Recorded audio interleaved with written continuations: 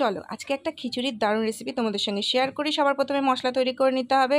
আদা, কাঁচা লঙ্কা আর রাঁধুনি বেটে রেখে দিতে হবে। একটি কড়াইতে মুগ ডাল ভালো করে ভেজে ঠান্ডা করে জল দিয়ে ধুয়ে কিছুক্ষণের জন্য রেখে দেবো। তারপর একটি কড়াইতে নিয়ে নেব হচ্ছে জলটা গরম হলে একটু হলুদ দিয়ে তার মধ্যে ডালটা দিয়ে ফুটতে দিয়ে দেবো।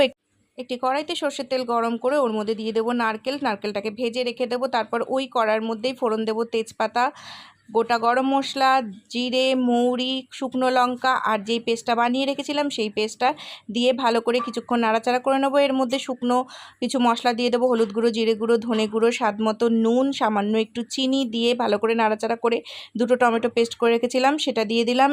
এরপর গোবিন্দভোগ চাল ধুয়ে রেখে ওর মধ্যে দিয়ে বেশ কিছুক্ষণ ফুটিয়ে যখন চাল ডাল সিদ্ধ হয়ে যাবে, যেই মশলাটা আগের থেকে বানিয়ে রেখেছিলাম সেটা খিচুড়ির মধ্যে দিয়ে উপর থেকে নারকেল কুচি, ঘি আর গরম মশলা দিলেই তৈরি এরকম গরম গরম খিচুড়ি। ভিডিওটা কেমন লাগলো? ভালো লাগলে একটা লাইক করে এবং কমেন্ট করতে ভুলো না।